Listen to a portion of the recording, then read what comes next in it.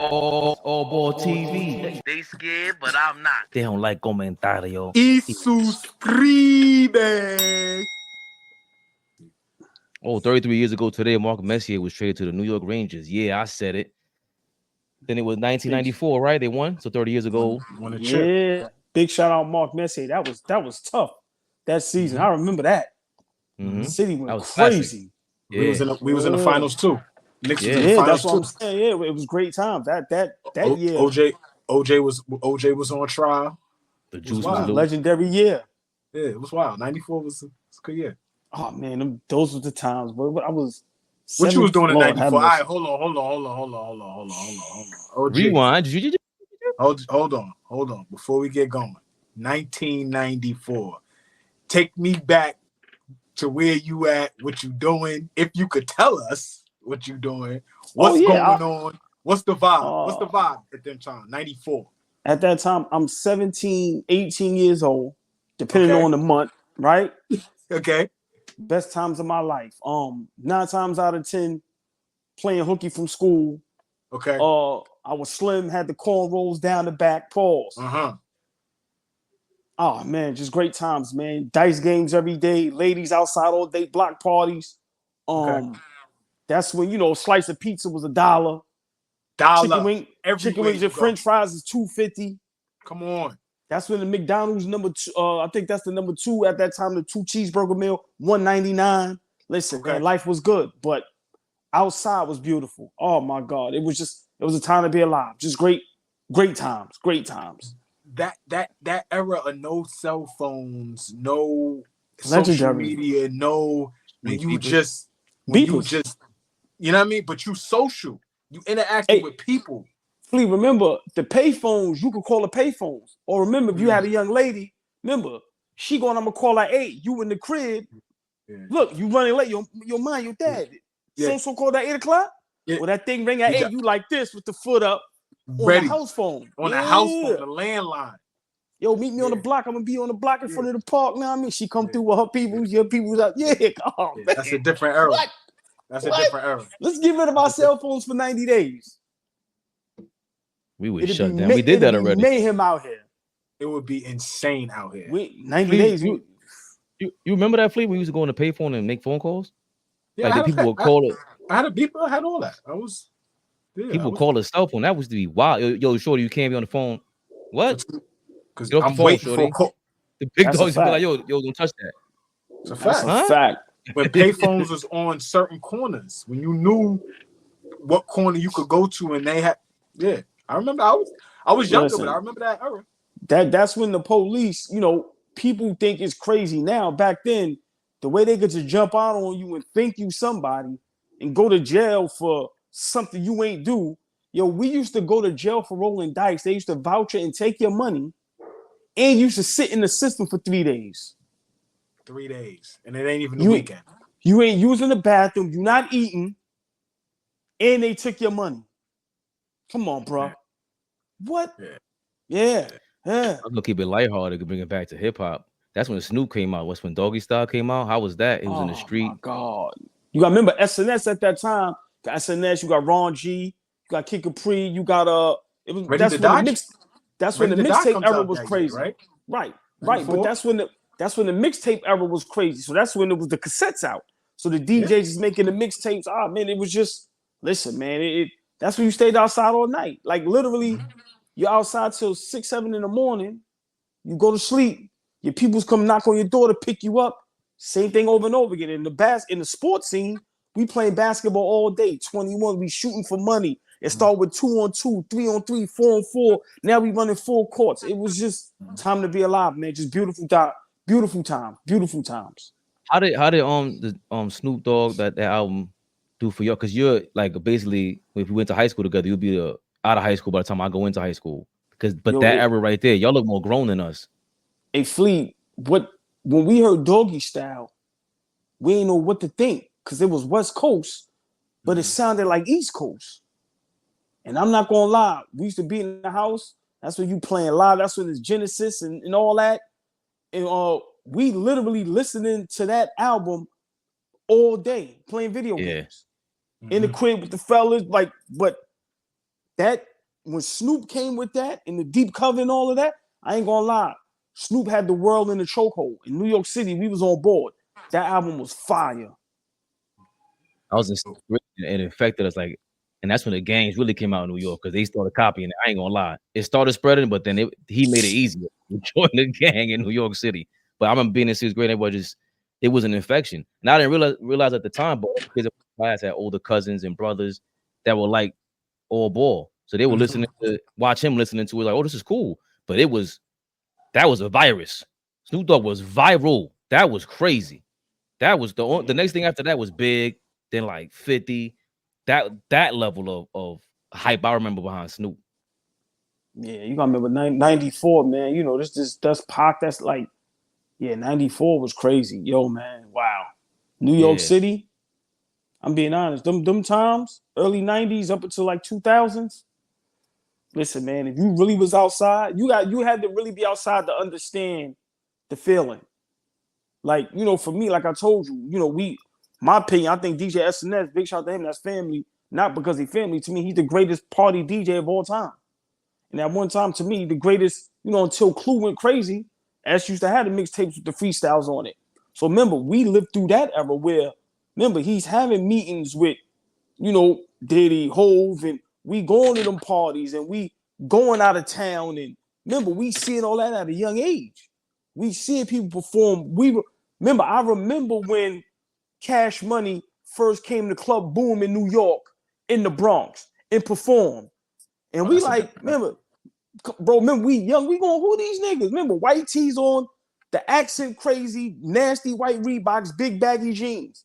Mm-hmm. And now look who they turn out to be. Yeah. So like for me, you know, y'all understand, like you had to really be outside to understand how beautiful of a time New York City was in those 90s. Yo, man, it was legendary.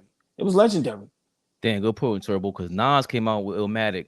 But I'm not gonna lie, like Illmatic to me, Biggie, once he came out, it kind of like it drowned out Nas, and Doggystyle drowned out everybody. That's how it felt like to me back then, just thinking about it. But Biggie was just powerful. Illmatic was dope.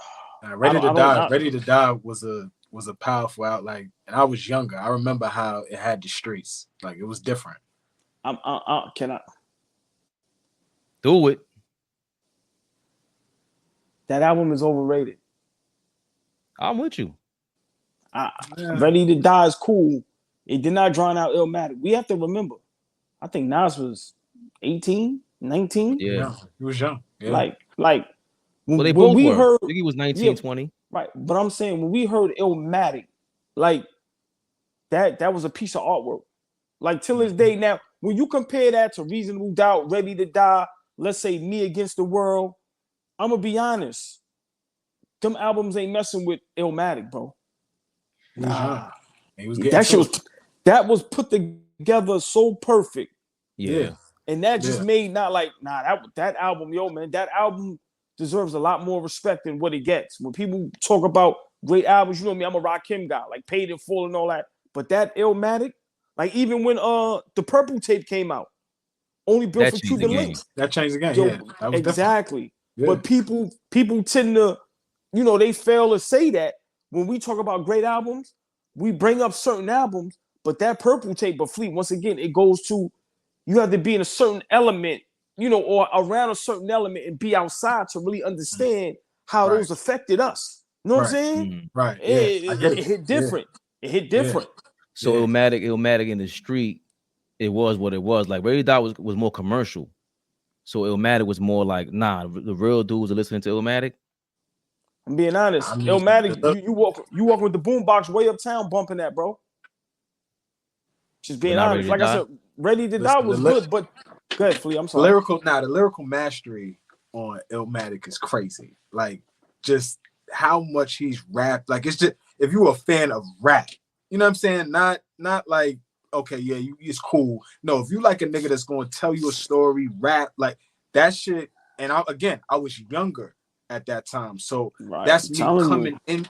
That's me growing up, coming into that. And I'm like, damn, like, if that's rap, like, yeah, I'm with this. Like, I got and then he came back with It Was Written. That's when it was like, nah, homie, different. So for me, like I said, you know, that just give all those guys props. R.I.P. Biggie, R.I.P. Pac. I mean, all those guys is legends. But just the initial, like I said, them 90s, yo, man, we really take for granted how beautiful of a time it was. You know, it was violence, you know, but, you know, it was respect. It was morals, you know. If I had a problem with you, Fabian or Flea, the older guys will let us fight. But they won't let us kill each other or hurt each other. If I get the best of you and knock you out, just so be it, cool. But they're not going to let me stomp you out. They're not going to let you stomp me out. Once you start grabbing each other, rolling on the floor, y'all get up, throw the hands. You know what I'm saying? So it was just beautiful times, man. And, you know, respect meant something back then. Well, nah, that's Flea, bro. Good money. Remember, from us playing ball, you be somewhere, nigga be ready to kill you from another block. Oh, nah, that's two of them. We played ball with them niggas last week. Oh, now they good money. So, you know, it was just great times, man. And like you said, the art of dialogue, man, the art of physical, talking to people, getting to know somebody, actually being around somebody, seeing the real person. Not, you couldn't be able to fake it but so long. It ain't like Instagram, how it is now, Facebook. So it was just great times, man. Like I said, it was fun. It was fun. I will say this: Illmatic feels like 1994 more than any other album. It feels like when I walk outside New York City, there's crack vials on the floor. That's what it feels like. The 90s. Yes, yeah, that shit is 90s. Early 90s. Just Nas is, you know, he's come on, man. He's the GOAT. He is the GOAT. Nas Illmatic is a representation of what New York City is. Ready to Die is literally the book of Brooklyn. Robbery, shiesty, and reasonable. No, it is. And reasonable doubt is the book of hustling. Simple and plain. Simple and plain. Well, I have a different affinity for reasonable doubt. That's just that right there is, you know, one of my favorites of all time. But anyway, let's get to it. What we got tonight, Fabian? Times Illmatic, keep static like wool fabric. Yo, cabbage, life's up, shit, and you died. Line, you never AZ know went crazy on that. AZ stole the show. Nah, AZ different. Come on, man. Nice. But when that one came out of nowhere, when that one love came out, because y'all remember dudes from my block, niggas is going to jail all day. Sometimes you visit, like you hearing the story. So yeah, man, I'm telling you, that Nas album, man. I think, you know, they did a lot of polls, and a lot of people had that as the greatest hip hop album of all time. Number one. Yeah. Somebody just put on Flea that they like in Volume 1. I think all the dialogue said that they like in Volume 1 more and more from Jay-Z. And I always said every album, the biggest problem is y'all got 35,000 songs. If every album goes to 10 songs, Jay-Z got like 10 classics, bro. Right. Get all that bullshit. Put the real. And all of a sudden you go, wait a minute, Jay's a different level. Yeah. He's a different level. Hov was crazy. Hov was crazy, man. I don't know who's crazier, him or the consistency. See, that's what killed Nas. You know, after a while, it wasn't consistent. Hov just went out of control. You know, God rest Big and Pac died, but Pac, same thing. The consistency, the albums, the work, the production. Remember, Hov was the complete package. Remember, Nas would spit some fire, but the beat may be suspect. The hook might not be all that. Hov had everything. The beat, the lyrics, the hook. He just had everything. Everything.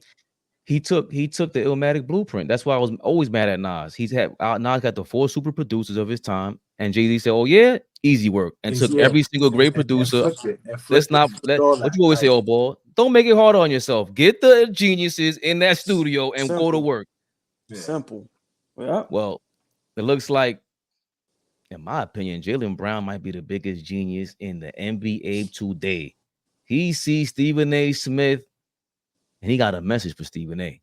Going forward, I look forward to like clearing up some misconceptions and addressing some things in the past. AllBall TV. They scared, but I'm not. They don't like comentario. Y suscribe.